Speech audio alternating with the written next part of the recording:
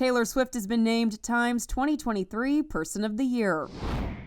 This marks the first time the superstar singer-songwriter has received the honor from the long-running publication. Swift, of course, is in the midst of her global Eras tour and has had 3 #1 albums this year. In her Time cover story, she said of her massive 2023, "It's not lost on me that the 2 great catalysts for this happening were 2 horrendous things that happened to me." She continued, "The first was getting canceled within an inch of my life and sanity. The second was having my life's work taken away from me by someone who hates me." Swift elaborated on the former, which involved claims made by Kim Kardashian and Kanye West about his song Famous back in 2016.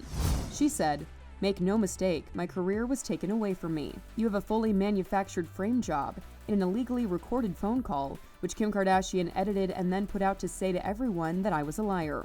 She continued, "That took me down psychologically to a place I've never been before.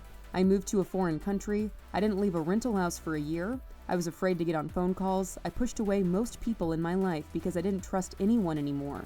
I went down really, really hard."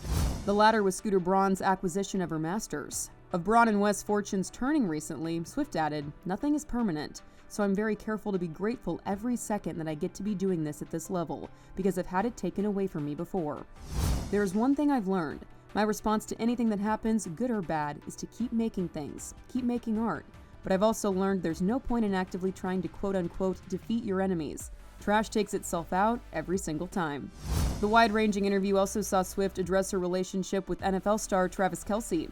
Swift revealed that by the time she went to Kelce's first game, they were already a couple. She said, "I think some people think that they saw our first date at that game. We would never be psychotic enough to hard launch a first date."